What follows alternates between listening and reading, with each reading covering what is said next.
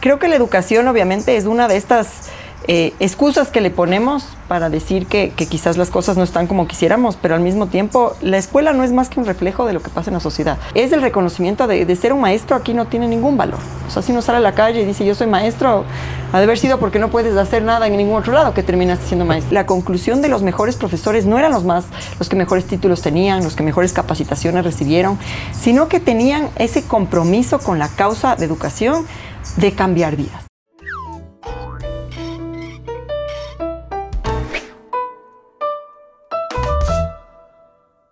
Yo estoy con una persona que admiro un montón. Admiro un montón porque le conocí en unas circunstancias súper interesantes.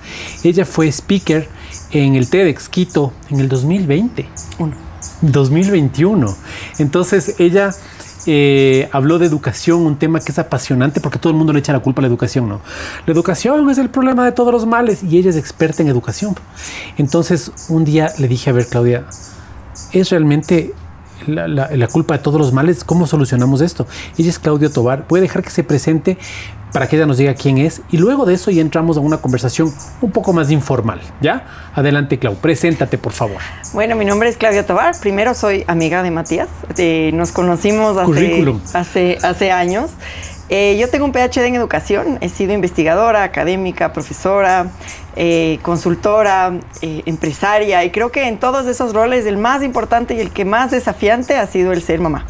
Y eso a pesar de que yo venía con un bagaje de saber disque de educación, cuando tienes los propios desafían todas las teorías que uno puede tener. Así que sigo siendo un aprendiz de la vida, pero sí convencida que la educación transforma el mundo.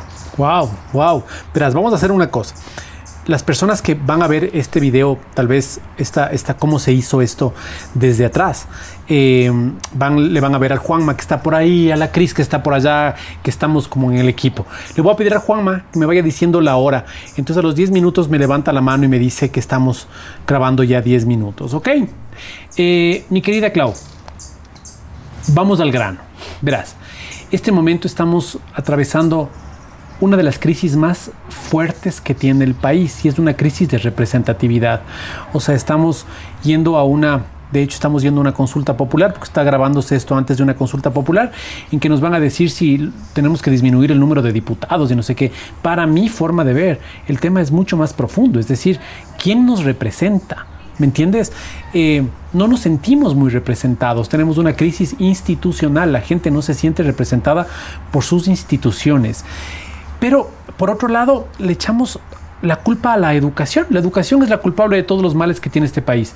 ¿Cómo se va generando la representatividad desde que eres niño? Por ejemplo, los consejos, los gobiernos de aula, este tipo de cosas. ¿Funcionan? ¿No funcionan? ¿Cómo empezar tal vez por ahí un cambio del país? O sea, el tema de la identidad y el autoconcepto es una de las naturalezas más importantes que tenemos todos los seres humanos y se comienza a formar desde que somos niños. Y esa identidad puede ser una identidad hasta incluso de mí como persona, de mi religión, de qué puestos tengo en la familia, y después podemos ir ampliando esas esferas hasta entender qué identidad tengo en mi país. Creo que la educación obviamente es una de estas excusas que le ponemos para decir que quizás las cosas no están como quisiéramos, pero al mismo tiempo la escuela no es más que un reflejo de lo que pasa en la sociedad. Entonces vemos la educación, pero cuando vemos la educación es como ver un espejo. Lo mismo que pasa en los problemas de familia, pasan los problemas en la escuela, los problemas que pasan en la escuela son los mismos que pasan en las ciudades. Entonces la falta de autoridad en las escuelas también se replica igualito en las ciudades. Entonces, cuando nosotros culpamos de la educación, me parece muy curioso porque yo les oigo y dicen, tú que eres educador, a ver, y digo, somos un reflejo. Y si vamos a la educación más íntima, que es la educación familiar, o sea, de criar a tus hijos, igual es un reflejo de lo que tú quieres ver en el mundo y lo que tú quieres criar. Entonces, si quieres enseñarles a tus hijos un camino fácil de, dile esto, o búscate este atajo y esta trampita, es lo mismo que tú harías cuando hagas tu empresa o hagas o tomes una decisión ciudadana. Entonces es curioso porque la educación sí tiene el poder de transformar, porque cuando hacemos pequeños cambios, y los niños sobre todo, que son tan resilientes, van viendo estos pequeños cambios, son capaces de ir alterando el futuro del país. Oye, y entonces medio como que los responsables de todo eso vienen siendo los maestros, porque los guaguas finalmente son plastilina moldeable, pues. pero los maestros de alguna forma vienen siendo los responsables. Y si son los responsables, los maestros, ¿de dónde vienen? Vienen de un sistema igual que les educó a ellos. O sea, es como un círculo vicioso. ¿Cómo se rompe eso? Es dificilísimo. O sea, porque los profesores a la final tienen el rol más importante en nuestra sociedad, que es formar al futuro. Entonces, si queremos quejarnos de algo en la sociedad, de cómo responde la gente, de cómo es irresponsable, irrespetuosa, mentirosa, corrupta, a la final esas son capacidades que sí fueron formando en la escuela. ¿A quién elegimos como los maestros? Cuando tú eliges dar los sueldos que elegimos dar a los maestros, cuando tú haces procesos de selección como los que hacemos para los maestros, el diseño te está diciendo a quién escoges a esos maestros. Los maestros tienen una carga laboral y emocional tan alta que realmente su remuneración y su reconocimiento en la sociedad, porque no es solamente la remuneración, es el reconocimiento de ser un maestro. Aquí no tiene ningún valor. O sea, si uno sale a la calle y dice yo soy maestro, ha de haber sido porque no puedes hacer nada en ningún otro lado que terminaste siendo maestro. Mi mamá, que era maestra, decía, el que sabe, sabe, sino que se haga profesor de primaria. Sí, sí, y a veces eso es, o sea, porque no conseguí nada más. Y la pena es que eso representa el valor que le damos al futuro también, o sea, la inversión.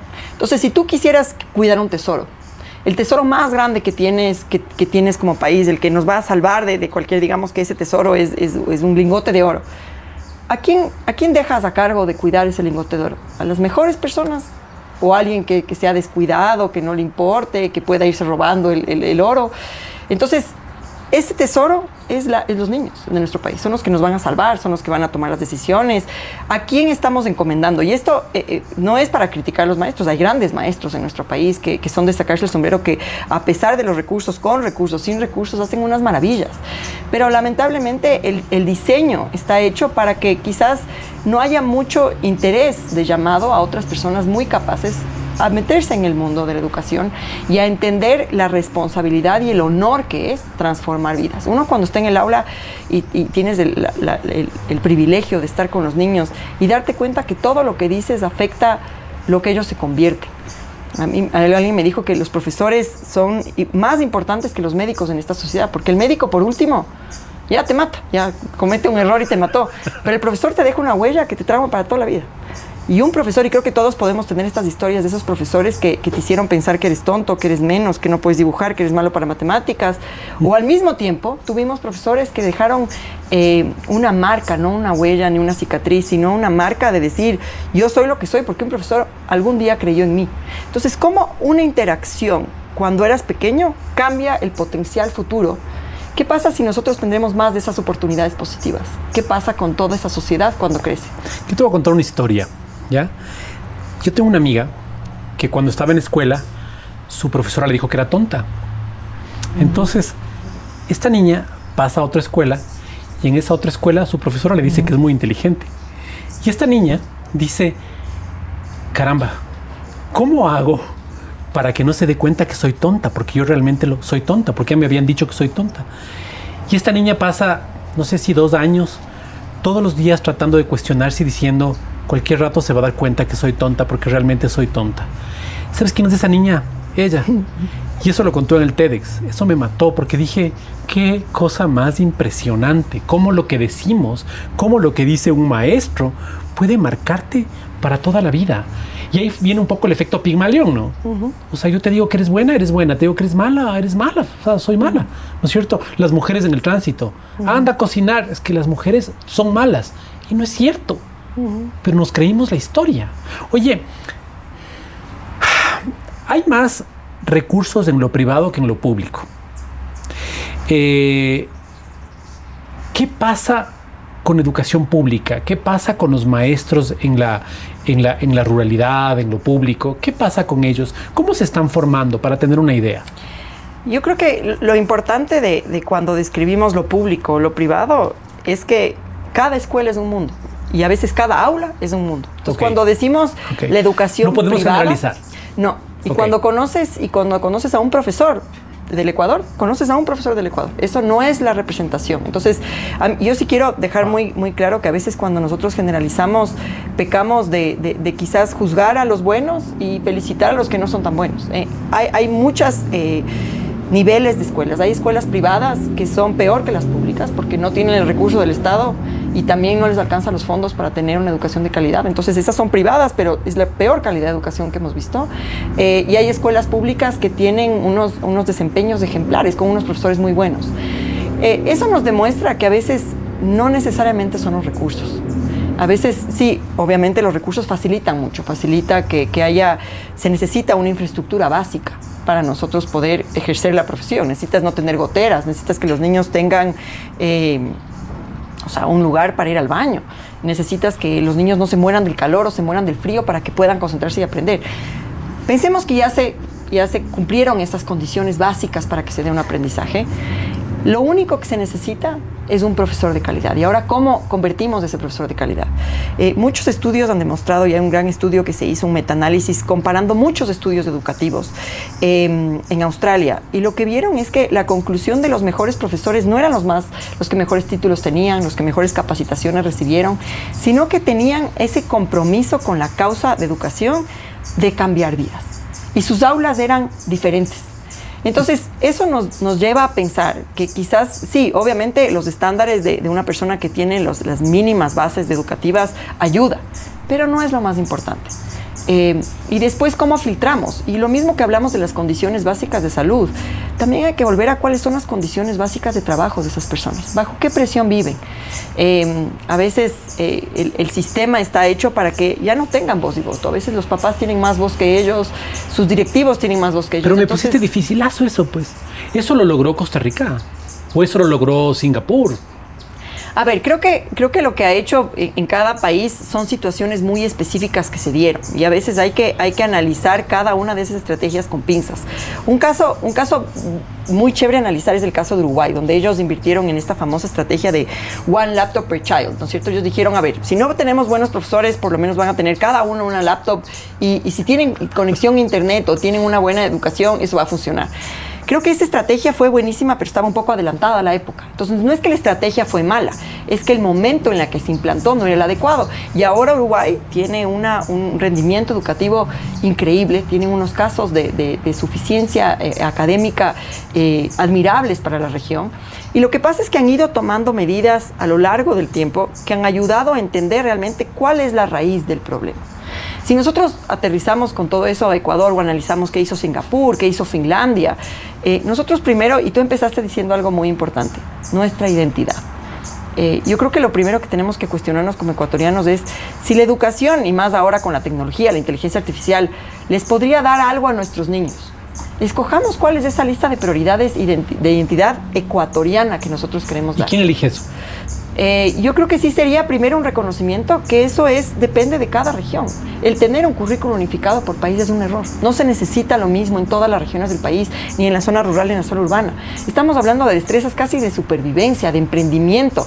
No podemos generalizar. Entonces, definitivamente tenemos que empezar a pensar en esta posibilidad de personalizar la educación, depende de dónde crece el niño. Ok, a ver, mañana me eligen presidente de la República, porque para eso voy, verás. En cualquier rato ya en el TikTok me dicen, usted debe ser presidente y puede ser presidente de la República. Tienes mi voto. Tengo tu voto, chévere. Y a cambio de tu voto te voy a dar el Ministerio de Educación. Vos eres la ministra de Educación desde ahora en adelante. Dame ¿cuáles son las 3 primeras cosas que hacemos? Chuta, la pones difícil, porque creo que... Verás que es tu puesto el que te estás... Me estoy jugando el puesto. A ver, creo que definitivamente el repensar la calificación y el aprendizaje continuo de los docentes sería la primera misión. Y repensar no en la función que siempre se ha visto de hagamos talleres en línea o capacitaciones para darles finalmente la titularidad que merecen, sino devolverle al profesor el puesto que merece en la sociedad. Y eso no es solamente trabajo del Ministerio de Educación, ese es un trabajo que yo creo que tenemos que todos los ecuatorianos comprometernos, y tú como presidente me tienes que ayudar, de ver cuál es el rol. Por ejemplo, en Estados Unidos el rol que los militares tienen es un rol de honor, es un rol de haber servido al país con una visión que merece agradecimiento y honor. Y hay países que han logrado tener eso con sus profesores. Finlandia es un ejemplo, Dinamarca es otro ejemplo, en donde uno tiene hasta un carnet de profesor que casi que pase por aquí, porque se reconoce el rol que esas personas juegan en la sociedad. Entonces tiene que haber un reconocimiento salarial también, porque le vas a poner a estudiar a esa persona después de que llega de clases. O sea, es una cosa... Wow, ok. Yo creo que también las escuelas son un punto de encuentro desperdiciadas para una educación continua. Yo soy fiel creyente que nosotros tenemos una idea que la educación dura de los 0 a los 18 años y ahí se acaba y como que ahí acabó el rol del Ministerio de Educación. Yo creo que estamos confundidos acerca del rol que tiene la educación a lo largo de la vida y cómo eso puede ayudar a mejorar temas de desempleo, de lo que ahora se llama upskilling, reskilling y cambiarse de trabajos y poder estar listos para tener una resiliencia en el mundo laboral.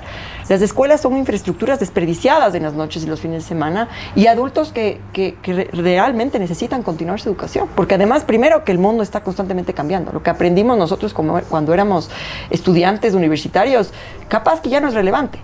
Entonces, yo sí quisiera cambiar el rol que el Ministerio de Educación podría tener en nuestro país, no solamente pensando en los primeros 18 años, que resulta ser menos de un quinto de nuestra vida.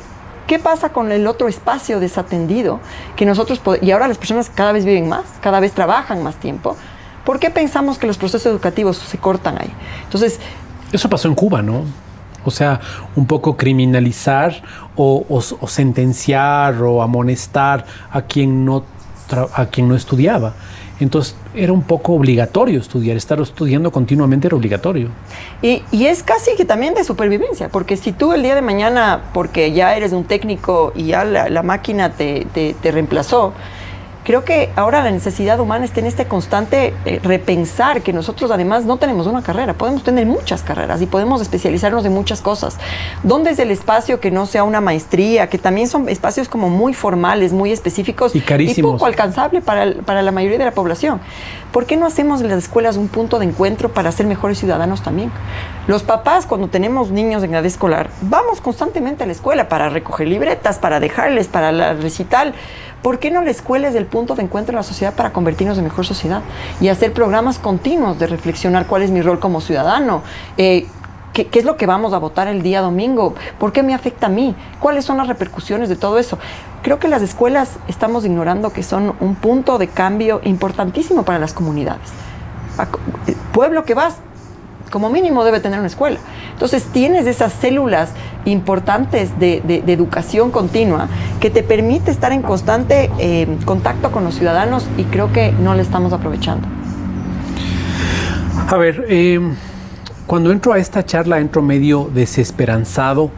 Me encontré con un periodista hace poco y el periodista me dice, este país no tiene cambio.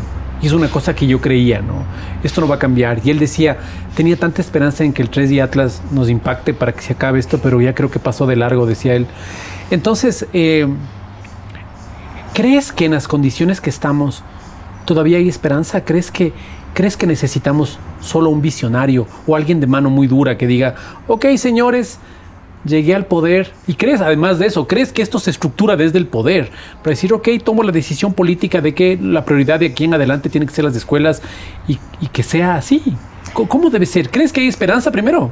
Definitivamente. Yo no soy una optimista creyente de que nunca hemos estado mejor, sino que, claro, depende de lo que te alimentas, depende de la percepción que llevas. Hay un libro que leí recién que se llama Factual, que te enseña justamente los hechos puros y duros de estadísticas del mundo. Y resulta que como mundo nunca hemos estado mejor. O sea, hemos disminuido la pobreza significativamente. Las estadísticas de analfabetismo han disminuido a nivel mundial. Sino que a veces tenemos estos sesgos de extremos, ¿no es cierto? De pensar hay países desarrollados y países subdesarrollados. La realidad es que hoy en el mundo la mayoría de los países están en la mitad. No son ni desarrollados ni subdesarrollados. Pero nos gusta tener estas ideas súper extremistas de cómo estamos. Y yo creo que si nosotros podríamos ubicarnos en estamos muy bien o estamos muy mal, estamos más acercándolos a muy bien. Obviamente que hay cosas que